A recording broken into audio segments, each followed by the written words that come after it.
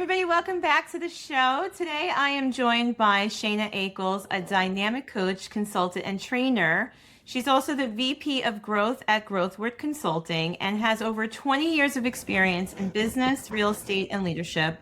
Shayna has built an incredible track record from top producing agent to high level leadership and now helping others grow and scale at a whole new level. And I have to tell you, what I love about her approach is that she doesn't just focus on business strategy. She brings in mindset, habits, and systems in a way that creates real sustainable success. And I know her clients are seeing some powerful year over year growth. I'm a big fan of Shayna and her work, and I'm just so excited that you could join me today. Welcome to the show. Thank you. Thank you for having me. Very excited. Yeah, me too. So I spoke a little bit about your background as a coach, but maybe you can just tell us a little bit more. I know that you weren't always in coaching. As I said, you had some experience in real estate and leadership. What inspires you most about being a coach? Oh gosh, I think that has changed over time. What inspires me most, I think in the beginning it was, if you want to master something, do it. So coaching people just helped me master leadership, master scaling, master business. And as you've grown, I think at this point in my life and career, what inspires me most about coaching is just life and wisdom. I get the experience and the skill and the knowledge of all those things, but I also get transformational and life coaching and some things that you can only have because you've walked that path. Yeah. So it naturally takes me there. And I think that the success in coaching comes from when you work on the whole person and the whole life, and the wisdom and time and experience just allows me to be better at that. Does that answer the question? Totally. And I relate to it too as a coach. That's something we've talked about before. And the lived experience is, I think when I first came into the coaching scene about 16 years ago, I thought I had to sound like an expert, and I thought I had to sound like I had evolved in some other way that others were striving to. And now I realize that I was just disconnected from my own authenticity. And it's really about helping people understand that we've all experienced the challenges or the need for transformation or having to work through past trauma, right? Even though it looks different for all of us, we all have to look at how to, I think, understand what's going on beneath the surface. Yep. Yeah. Yeah. And I think that you can learn skill and then you can learn experience. And the Right. combination of the two is, for me, what's making it the most fun right now in this season of my life. That's great. So something that I'm spending a lot of time on right now and really centering my work around lately is, I think, this idea of internal shifting or identity shifting, how people sometimes don't realize too. I've said that drifting is movement. So we think that, we're moving forward, but then you turn around and you can't see the shore anymore. So how does that show up in the work that you do? And maybe talk a little bit about when you are working with someone who's realizing that they've outgrown a version of themselves. hmm How it shows up and where it shows up, you and I've talked about this before. It just is, when I'm working with someone and they're shows up in two ways. One, they're just not, they can't really put meaning or set a goal or set a vision or connect to something that they really want to do, no matter how hard they try. And so they keep doing and having the same conversations that they've always had, yet they can't really move the ball. Is where I start to see it show up, where we have to have different conversations.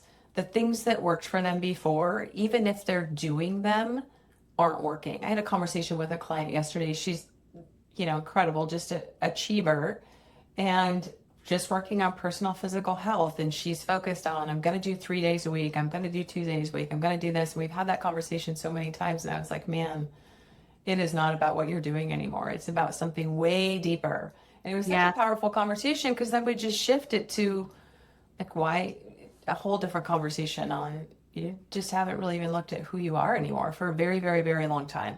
So you're trying to do the same thing and fill a bucket that like you don't even know what bucket you're filling anymore.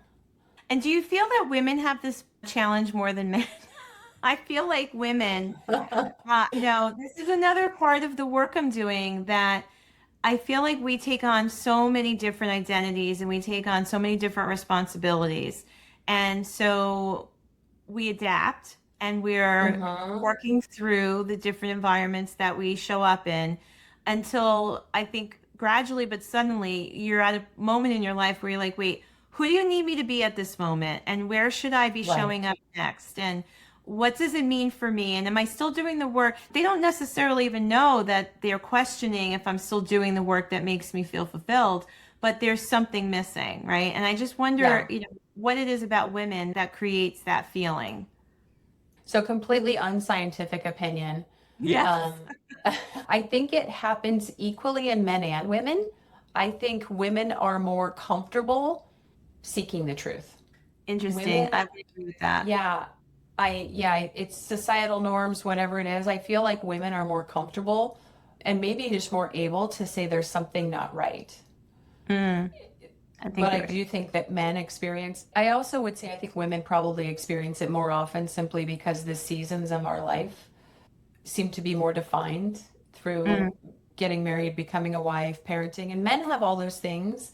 Just the way we're created is different. The way we address it and feel about it is different. yes, I think So you're I right. And think I we think the way maybe we have identify with more. it is different. Yeah, we maybe have more of those season changes, but I just think that I think men have the same. They just aren't as willing or able to walk the path as women. Yes.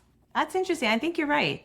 I think you're right. And I think, some of the conversations I'm having more often now are around that connection or maybe even disconnection between what we're aligned with externally versus what we're aligned with internally. So I Mm. wanted to talk a little bit about that because I think there are definitely some people who are listening right now who could grow from this conversation. So give me your take on that. Yeah, I think same thing. We walk through life with what I've seen as women, and sometimes very successful entrepreneurial leadership women, and sometimes women who have built a life in their home or in their church. And we walk through life accomplishing, achieving, building relationships, building businesses, and we serve and serve and serve and give. And then eventually we wake up one day and we realize we have all these people around us that admire us, that celebrate us, that all these accomplishments around us, but we have lost track of accomplishing for ourselves. And so while we're happy and we seem happy and accomplished, we're completely disconnected from what actually truly brings us joy. And sometimes we've just never even really identified it.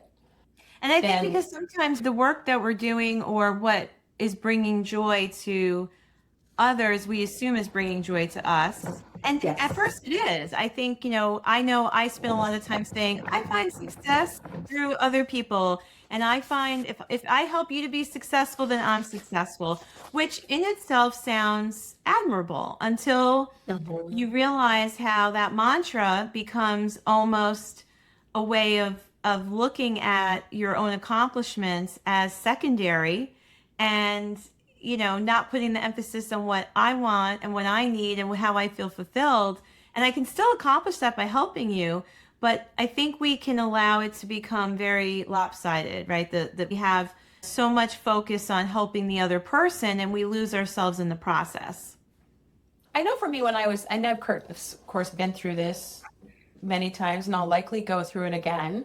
And I just came to realize that external success and internal alignment are not the same thing. And accomplishing and being celebrated and then truly being vulnerable with how you feel about other things in your life, I think is anybody, entrepreneurial, successful people, men or women, we can put things in a box. Like I'm not winning there, or I don't know how to address that, so I'm just going to put it in a box and put it over here. And we do that, we keep doing that, we keep doing that because we're really winning over here, and we actually are really loving it.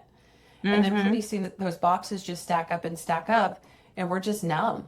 We get to a place where we're kind of numb. And I was reading, I forget the title, it was a Brene Brown book, but she talked about the relationship between creativity and play and joy in your life and defines it as everybody in their life to experience joy needs room for creativity and play. Yes. And for like, is it gardening? Is it cooking? Is it hiking? Like all sorts of things that we do that feel frivolous to some when we're high achievers or not high achievers, just otherwise scheduled in other places. And we don't make time for that. And that is what really aligns us and gives us space. And everybody says thinking time. I don't know about you, but the idea of sitting still for an hour and doing nothing, it just not mastered that yet. To be Me honest, either. not I can do it something for that I about can 20 do. minutes, unless I'm on the beach. Yeah, I can, it's can like, dial down a little bit on the beach, but yes, I get yeah. that.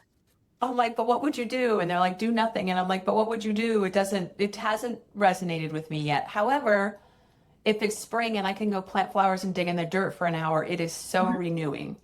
And Exactly. as we grow through life, we stop allowing, some of us stop allowing time for that to happen. And so Yeah. internally, we become out of alignment internally with filling that place of creativity that creates joy.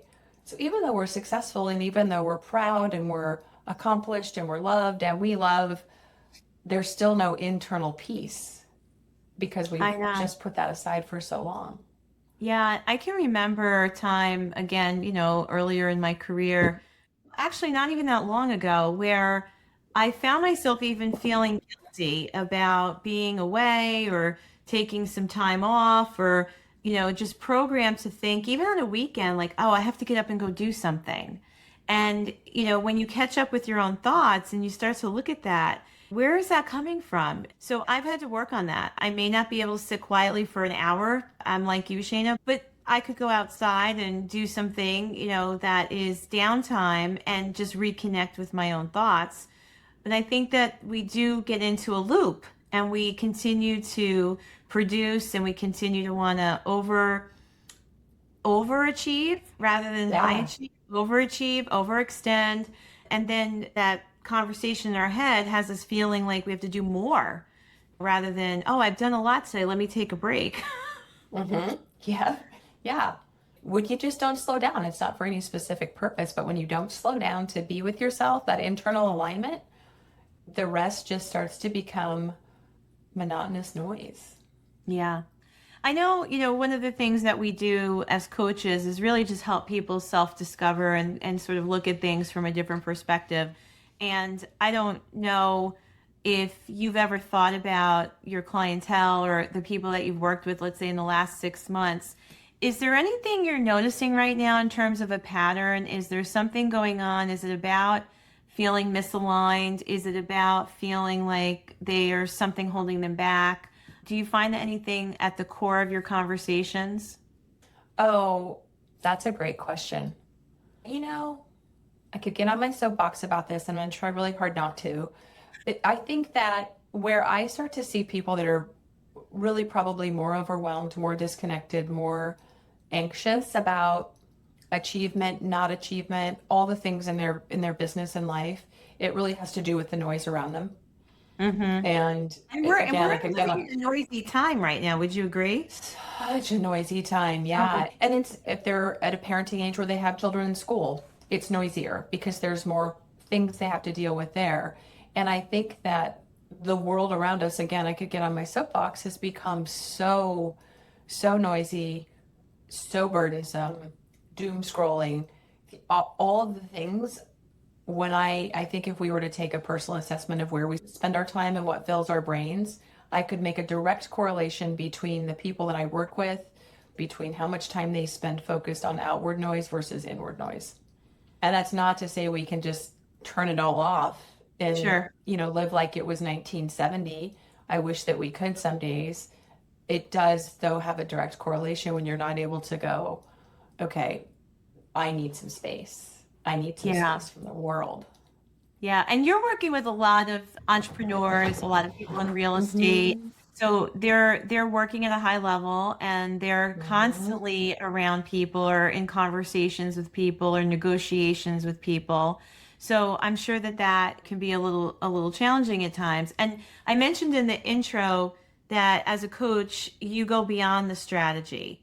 What Oh, happens yeah. when you start to talk to business people about things that are much more internal and versus their business plan and strategic options? Do you see hesitation? Do you see, a sigh of relief? I'm just curious. Depends. It's one of Yeah. those depends on the person kind of thing. When I first started, went full time into coaching after years and years of it being a piece of what I do to this is what I do. I really started investing in coaching. I was a great consultant, great business owner and leader, new systems, new strategy. And I thought, man, the one skill that I really need is just coaching. And so I dove into life and transformational work. And then as I started to bring that into my business, I was like, whoa, I have to earn the right with people.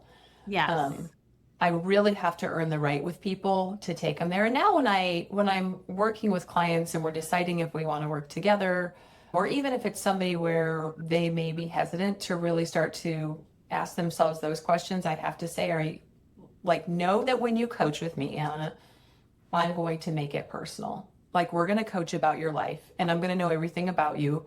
And if we're not okay with that, then I just happen to know it's not going to work long term. And I'm happy to put you with somebody else because I just know in my style of coaching and the way I work, that has to be a part of it. The whole person is I going to appreciate enter. that really so much because I think that number one, you're being clear about the modalities you work in. You're clear about what you know you can do to help someone because I too believe in coaching the whole person. And I also agree we have to get their permission. And it's okay if they're not ready. I just might not be your coach. Yep. Yeah. Yeah. And no, And I'm it's going to ask. I've been on the phone with people and I'm like, 5 or 10 minutes into the call, I'm like, okay, something's off. What's going on? uh-huh. Like I can tell something's off. What's going on? And and they'll slow down and then we don't blow past it. And I now ask up front for the right to call them out. In the past, I didn't Absolutely. do that. And so it was a little bit harder path down that road. But now I just ask up front for the right to call them out and have those conversations.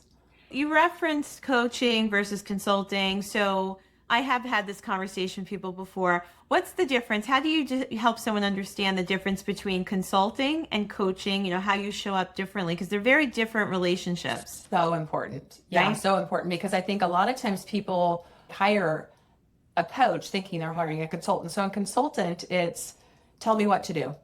Like Right. help me interrogate my strategy, help me tell me what to do, give me resources, give me tools, share with me things.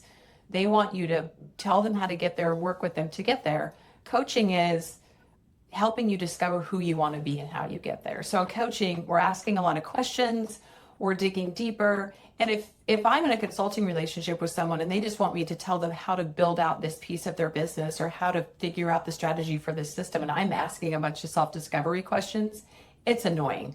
Like, they are borderline Yeah, annoyed, and I am I've been too. there. Yes, I've been Yeah. there. I'm like, just tell me. They just want me to tell them how to do it. And so the difference is, do you want me to tell you what to do? Because I can do that. And that's a wonderful short-term strategy relationship. If you want me to coach you, then we really have to go, what you want to do in your business is a piece of who you're becoming and who you want to be and how we get Yes. there. Yeah, And we're going to flip back and forth. I think that coaching is centered on awareness and, Mm-hmm. like you said, helping them to really discover what they want for themselves. And as a coach, I believe they have the answer. It's just that they can't access it. So I'm going to help them connect with that. And we can show up in either capacity, but it's about being clear and understanding like what exactly does the client need or expect from me right now. I just thought that was good to talk about because I get asked that question a lot. And you're right. I think sometimes people think they want consulting and they just want you to tell them, just tell me what to do. I've had a lot of clients over the years say that to me. Just tell me what to do. Right. Just help me figure out how I feel, like all the things. And sometimes it's like, you've done all you can do. How are you going to lead through this? And if they're not ready for the answer, it doesn't matter if I tell you what to do. Exactly. They need to be ready to do the Yeah. work. Yes. Yeah. Yep. And we talk a lot about alignment. It's interesting. That's one of the keys to me where I start to see it show up is like, I am telling you what to do and you're simply not doing it. Yep. We still keep coming back to you want me to tell you what to do and you're simply not doing it. So that's where I start to go. There's just a complete alignment issue.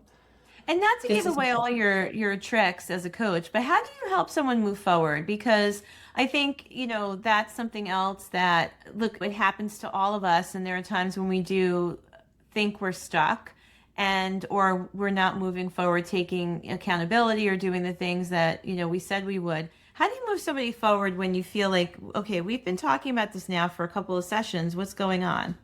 Again, depends on the client and the conversation. I'm a pretty straightforward coach and then I'm just going to call it out, and I would say something like, hey, we've talked about this now 3.5 weeks in a row. It keeps coming up. You're not doing it. Either it's not important and we should start talking about something that is, or it is important and there's a reason we're not getting there.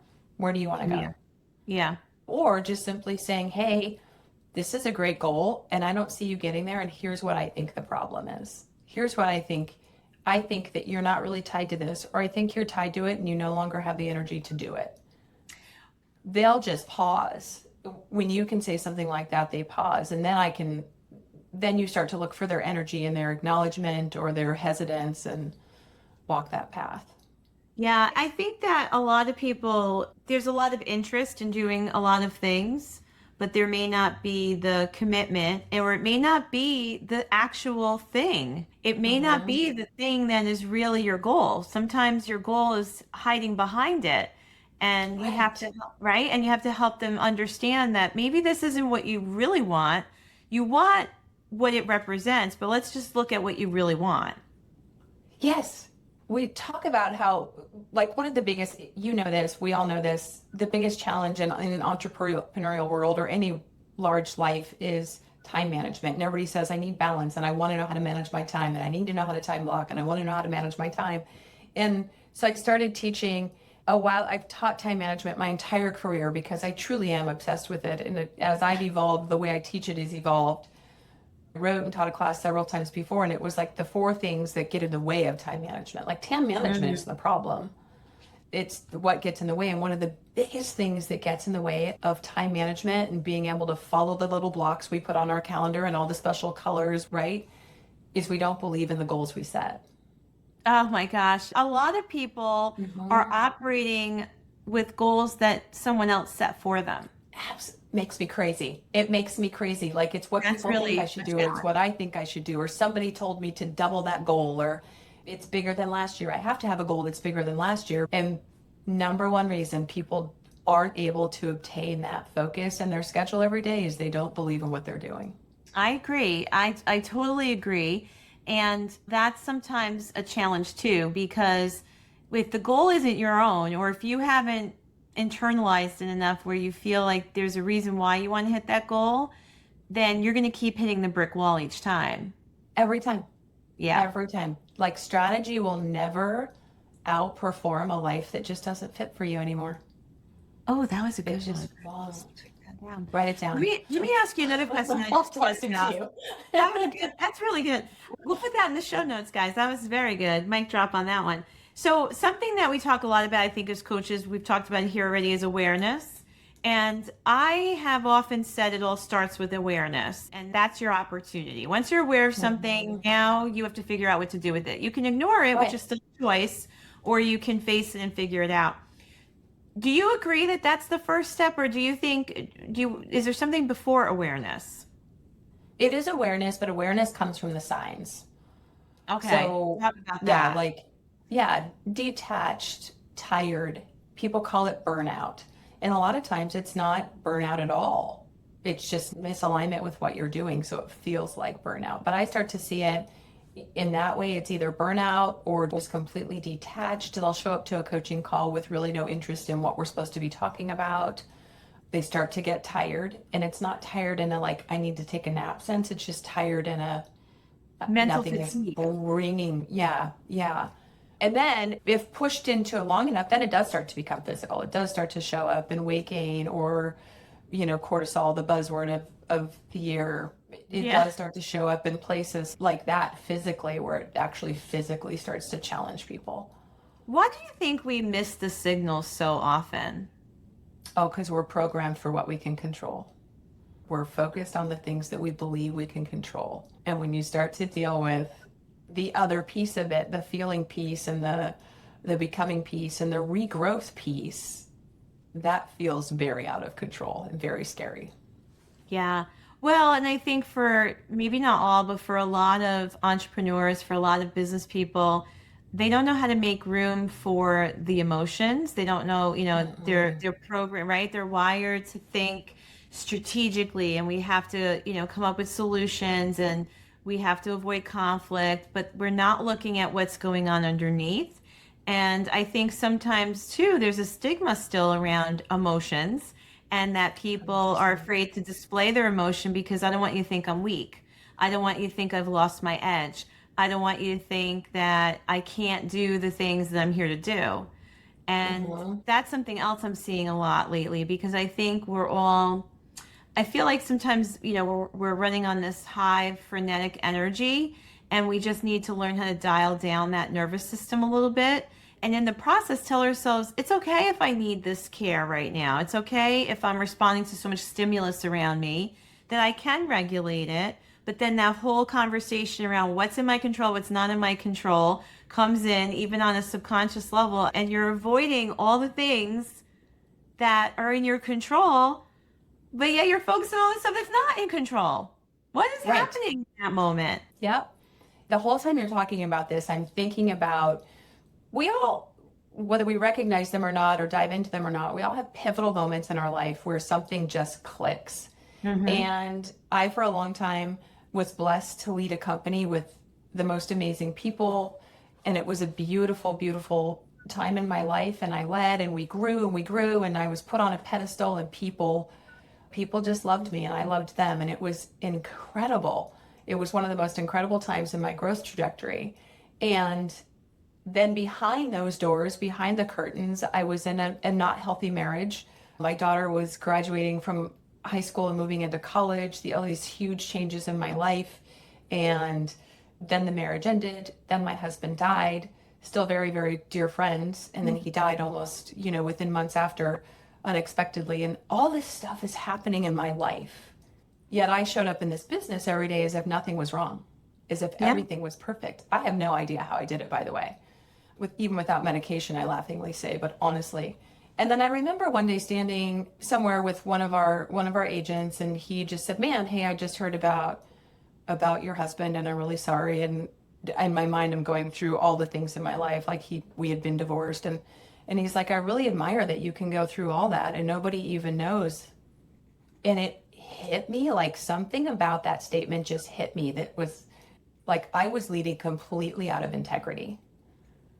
People loved and worshiped a person they didn't know. And that's Wow. not to say that as a leader, my thought was I represent 420 people. They have to be able to respect me and I have to be able to show up for them, and I can't be anything less than perfect, because that's an honor to lead them. And something about that moment just made me stop and go, they don't even know who they think they respect. And there's pivotal moments in all of our lives where we look at things differently. And for me, that was a big one. That was a big Yeah. one. Yeah. Is it okay if I say I see you because I've lived through that too? Please, yeah, Yeah, I've lived through please. it too. So my husband and I are married now 20, we're together 27 years, but I was married before that, and that was a very abusive relationship.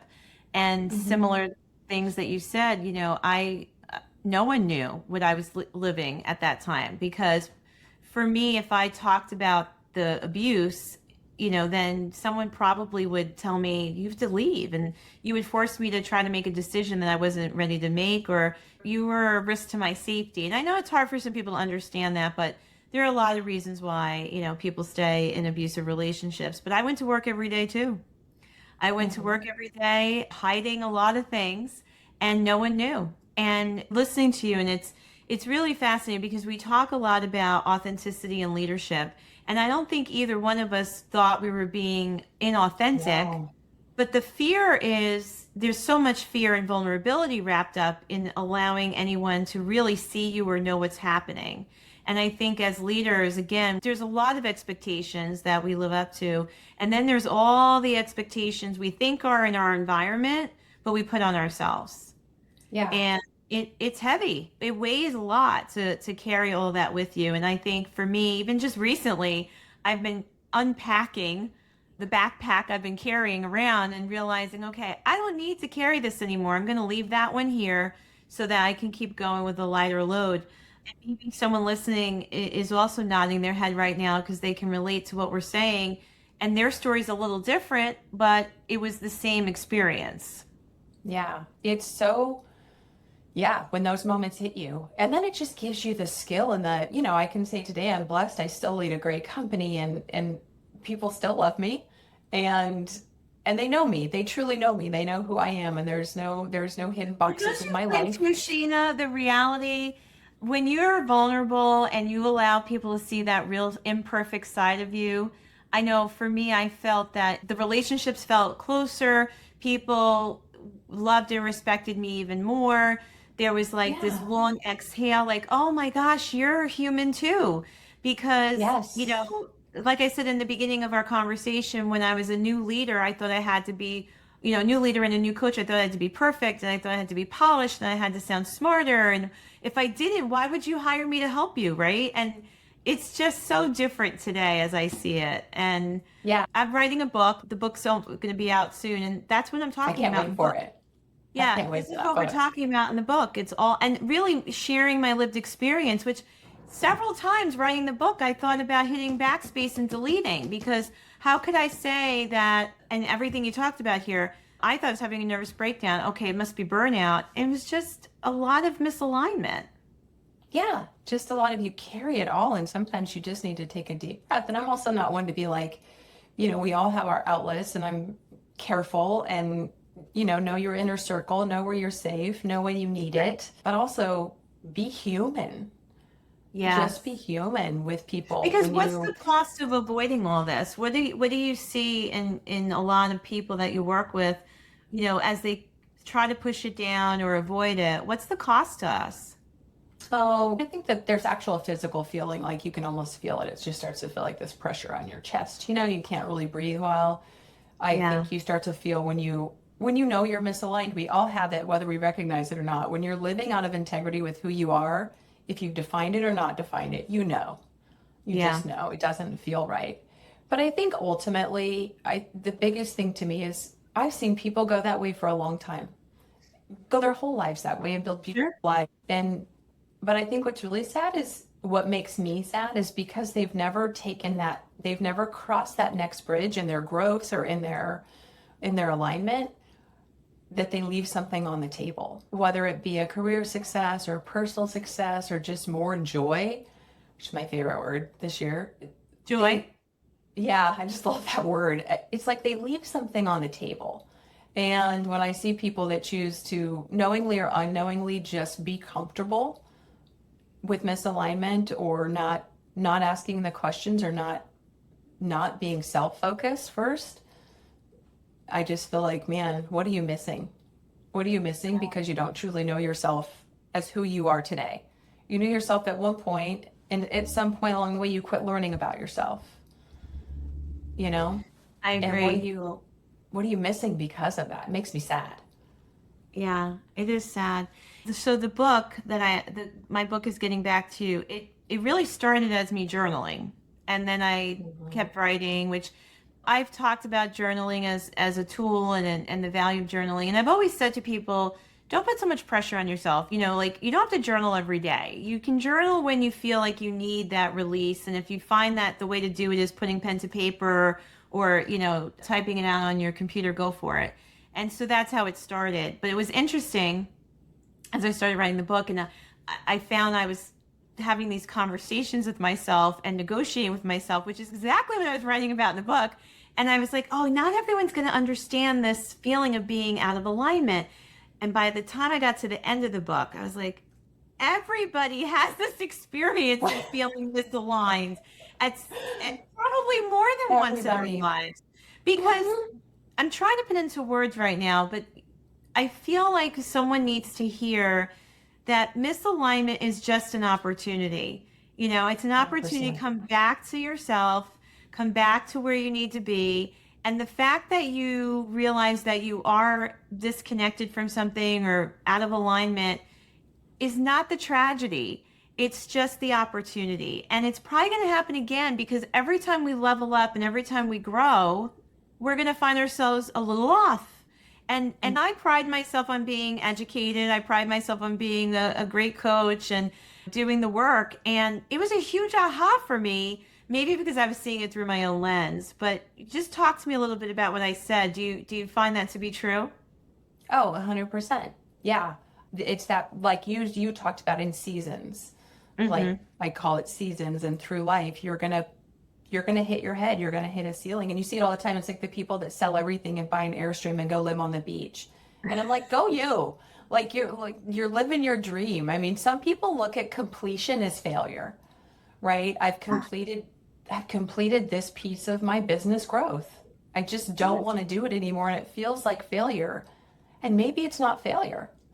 Maybe No. it's just you've completed that season of your life and there's something else out there for you.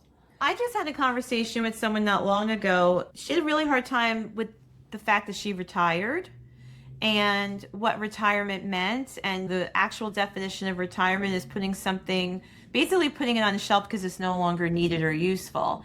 And so I helped her redefine that. She just transitioned from one career path to another. And even those individuals who find themselves retiring and not going to work for anyone else or not starting a business are still involved in the community, and they're still involved in they're leading their families, they're leading themselves, and they are usually doing a lot of things that are very similar to what they were doing in their organization or their company. And a lot of it is the labels we put on things and the way that Yes. we define things. Yep. 100%. Yeah. 100%. It's just feeling, and the labels we put on it, and being afraid to change the label. And it's scary. It's scary to just say, I'm done being this. I'm done being this. I've been this. I'm not going to be this anymore. There's no more evolution of this. And I'm going to change. I'm going to go be this person or be this thing. And that's scary. Yeah, I It's get it. Yet scary. there's elements of you that are still the same and always will be, right? Others, yeah. Yeah. I was going to say, welcome to a typical conversation between the two of us where we just sort of allow, we just sort of allow Boy, this is great. a lot of stuff is coming out here. Although I do believe that someone listening is picking it up. So before we run out of time, is there a question that you wish I had asked you that I haven't? Is there anything that you would like to share with someone listening today, especially based on the work that you do or some things we've touched on here? Oh gosh. I don't know. I feel like we've touched on everything, and it's always like, what's my elevator speech? What's my last thing to say? And I think for me, it's if I'm talking to anybody at any time, I'm just like, have you slowed down long enough to listen to what your heart's telling you? And that's not comfortable, and it feels very, very hippie and spiritual. And the truth is, it's not. It's just life. And it's a question. Ask yourself the questions that you've never allowed yourself to ask. Yeah. Your business will grow for a very, very long time. And it will always hit a ceiling if you don't focus on your personal growth. Yeah. And if you for sure. focus on your personal growth and you focus on your transformation, your business will follow, no matter what. All And right, if this will people be could just get comfortable with that, life would be so much more joyful. Is that your word of 2026, joyful? No, my word of 26 is alchemy, but I Oh. do love joyful. Yeah. Why did you choose alchemy, or maybe alchemy chose you? Yeah, alchemy chose me. I avoided it. I'm not a big word person, but I started a couple years ago, and every year my partner and I do retreats every quarter and every year of just literally shut the world out and focus on goals, and so I pick a word with him, and I fought alchemy, and it talks about the becoming, it's like the stage beyond the chrysalis of a butterfly and the continual growth and becoming and change.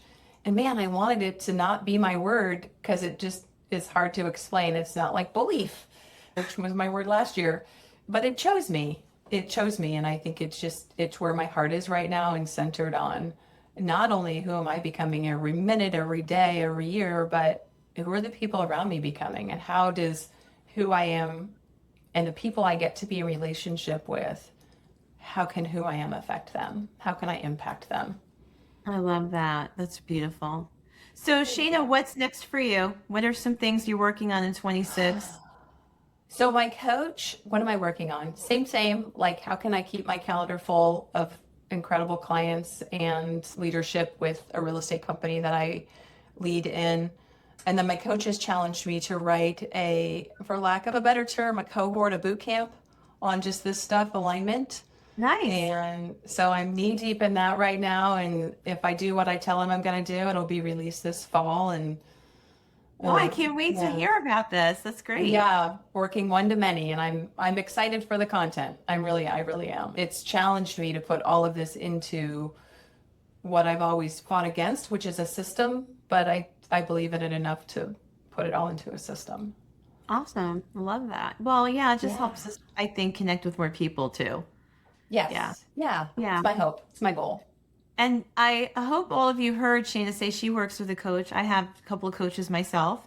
And I think that's always, fun to share is that we believe in coaching so much that we're coached too. And 100%. so if anyone's Yeah. interested in learning more about you as a coach, how can they find you? I'm sure you'll put my contact stuff in here, but honestly, text is the best way. 907-841-6238 is my number. And then I can route things through my assistant who runs my life. But if there's one thing I can teach anyone, it's I've mastered not checking my own email. And so the best way to get me is through text, and then I can route it the best way. Good. Well, you'll have to tell me how to accomplish that, and I'll have to have you back again. I wrote down, how do you teach time management? Because, Oh, uh, let's do it. Yeah. yeah, you talked a little bit about that. So maybe we'll have another episode where we can talk a little bit about, because the thing that I love about teaching time management, and I think you alluded to this, it's not about the time. We all have 24 hours in a day. It's really managing you. Yes, it's The short, self-management. It's right? self-management. Yeah. Yeah. Good. We'll have to have another conversation. Thank you for being here. This was great. I always get so much from our conversations, and I really appreciate you. I can't wait for the next time. It's Yeah, always me good too. just to chat. And hopefully Well, we'll impact someone. oh, I think we will. I know we will. All right. Well, listen, and if this episode has impacted you, please share it with someone right now. Send it on because I'm sure you know someone who could benefit from something Shayna and I talked about. And I just appreciate you all being here, and I'll see you in the next episode. Thank you, Anna.